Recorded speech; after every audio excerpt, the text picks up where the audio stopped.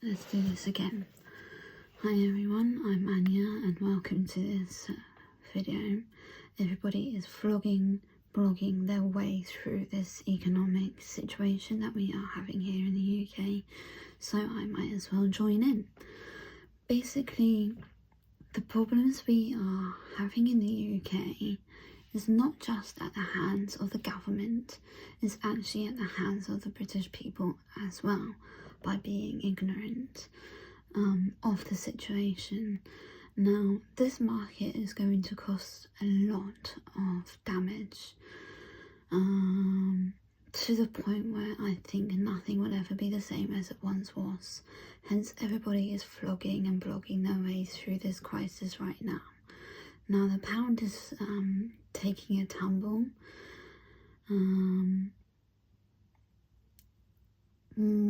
Since 2008, prices are akin to, and now people are talking about layoffs that are going to come thick and fast. I am thankfully not employed. I have not been employed for a long time.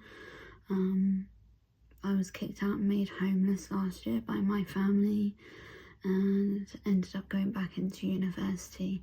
All things are going good right now, and I'm trying to get back into self-employment and become a freelancer. I'm living in private rented accommodation, and the rent is actually affordable for me. I've literally just paid up 3 months in advance. You know, it's interesting because I'll show you all my... So for a long time I've been bullied and not in a good mental state, that it declined my health to a certain extent, and I wasn't able to work. Even though I was always trying to develop my social media, I regularly took screenshots of my progress and my productivity and activity. I was doing 16-hour days on X. I was trying to become a content creator, but I had a sibling who was very annoyed with me and is wanting to block my career really from progressing. So the only thing I can do is to explain what's going on in the UK, to be transparent about who I am, and to have a little bit more background on the situation. I've gone through sickness, I've gone through mental health, and it takes a long time to recover. People cannot work in the way we are used to working, and this I think has to change, and I think this is what is secretly changing. For me, the problems are systemic in the UK because of our mentality as a British people. We have a very negative thinking process that I have only really in my mid-30s really kind of learned with. Like, a lot of us moan and groan, and I think a lot of it is effect of the weather and the you know, the way it's quite miserable. You know, the weather can actually affect people. It does in Norway, it does in the Scandinavian countries, but all through my difficulties, it's not like I have never not stopped looking for work. I continue to look for work. I must have applied for well over 10,000 now throughout the process, and I've just never been able to find the work that I want to. So now is the time where I've gone back to university. I want to develop myself through social media, through working, and maybe being a freelancer. This is something that I want to do. But that we are becoming more transparent, and the thinking problems that we have in the UK is this negativity and this negative cycle of not doing anything and knowing that bad things are happening and not having the power. We give that power to somebody else in the government, and then now look what's happening. with the situation that we are in, that they are becoming incapable themselves of making the right decisions for us to grow. We will never grow if we treat the women the way that we are treating them, through rape, through harming the children, through taking away their innocence. How can we think to think that is okay in our society, and to not stand and to let aside what is happening, even with the police not being, not wanting to push the cases through because it's so systemic that it's kind of collapsing in on itself. And I think this is what is happening. You know, my family for a long time kept saying, Anya, get a job, get a job, get a job, you know. And just really, it was nasty the way they said it, because they were very aggressive and physically threatening, to the point that last April I called the police because I felt like they were trying to get rid of me, which they were. Yes, they did give me some money to go away, but because I had more outgoing than incoming, I literally had to sell the laptop that I had invested in, which was, lucky for me, a good move, and shows that I could make decisions. Even through difficult circumstances, I could make decisions. I'm not an alcoholic. I've never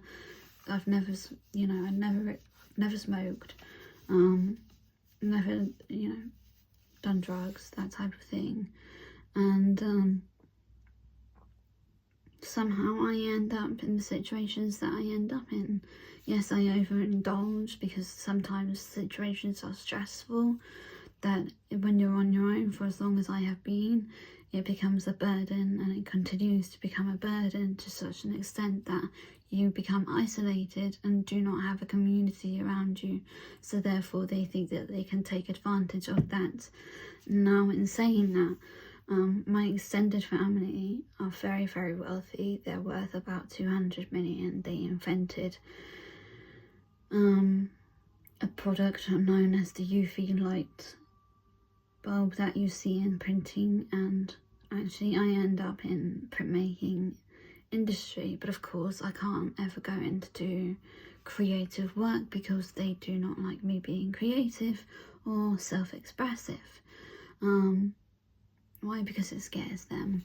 And this is the problem. When it comes to the arts being cut, it cuts culture. When you don't have culture growing in the West, it becomes threatening to the West's economy to be sustainable. And I think this is why Web3 is so important right now. It's because it's to do with community and community growing culture. And so a lot of the meme coins you see develop to such an extent that it becomes billion-dollar industry, even potentially a trillion-dollar industry now, because a lot of them have reached 300 billion in capital, across Shiba, across Pepe, and across others. But this is not financial advice, so please do not follow these things. I was on benefits last year for 3 months. I now have to pay back some of that money. I'm only on the student finance income. How the hell am I gonna even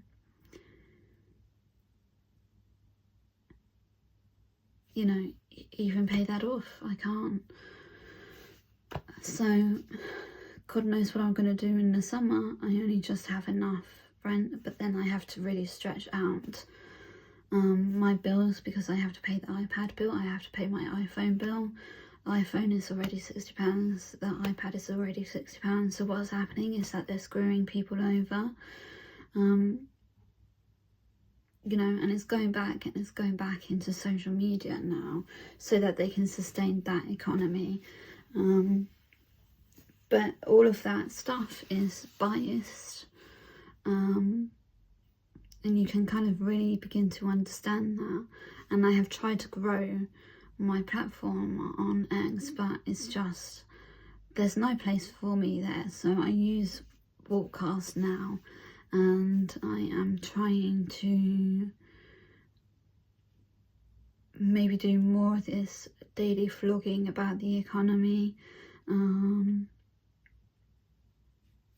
see how things go and how things turn out. But I think, you know, when you look at, just go outside and see what's happening in transport. For instance, the buses are turning electric, the scooters are turning electric, the bikes are turning electric, and the printers that I invested here, yes, my family did give me birthday and Christmas money recently, and so I invested it trying to develop my work.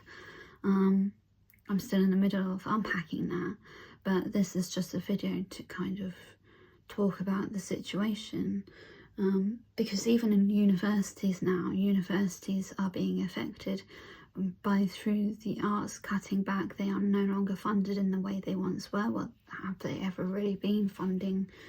I don't know. Again, which is why Web3 is important for the arts right now. But it's concerning when you go to universities and when you realise how many of those students have jobs is very far and few between.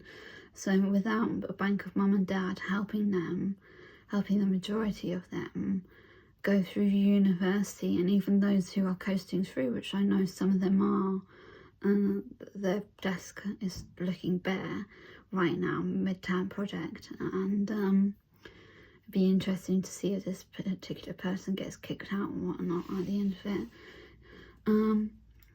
But it's like, when it comes to the qualifications, when it comes to the arts and the cutting back, universities are not going to sustain, because then they will need to keep reducing. And it's also this shrinkflation. I had a food shop come through Tesco the other day. I used to get a lot back on the club card points. Now I'm only getting 1/10 of what I used to get. And this goes to show that the productivity is increasing because of the amount of people looking for work, but what we're getting back, we're paying more for far less. And when I was looking through that shop, we were not getting the right quality that we used to get before in the UK, and that's concerning. But I do think there's this mentality that I think is a very negative thinking, that if we are not protecting our communities in the way we are protecting them, then we only have ourselves to blame through the systemic failure of a system that should be there. It's not there because it's being manipulated by power, who compete to such an extent that they don't want anything to come out. And this negativity is an island mentality, I think, but it's also, it affects the youth and the productivity of the youth and what the youth can actually do of the UK, and that's concerning. And I think when you look at anything in community, look to the youth, look to homelessness. Why is there homelessness? You know, there's a bus shelter near the university campus that has been taken over, and it's not flying the UK flag. Was it flying in the Nigerian flag? But this Nigerian guy who used that shelter through the winter has more friends than I do. And it's, when you look at things like that, homelessness shouldn't be fearful by anyone, be feared by anyone. But it's this economy that is not sustainable, that is affecting a lot of people's moods and a lot of our working lives because of this change, of this very strange thing that's going on. And this is what's not sustainable. And, you know, the arts will not last like this. They're already cutting back their programs, which were once the best in the world, and they will damage their equipment, as has been said by a teacher of mine, to such an extent that just taking on the amount of students to fit means that they will not last long. And considering the cuts already, they will not be able to afford it, so they're making themselves bankrupt in that process. And it's this continuation of making these decisions we are forced into making that are not healthy for the economy to sustain, and therefore ends in collapse. And I think that there's this problem, you know, in managing and how best to manage, and it's just not being managed efficiently as it should be. And the opportunities aren't going to the right people because of what is happening in the world. So I'm going to leave it there. It was just a few things off the top of my head that I wanted to talk about with the economy and what was happening. And so who knows where this will go, but this is just a wait and see moment, I guess.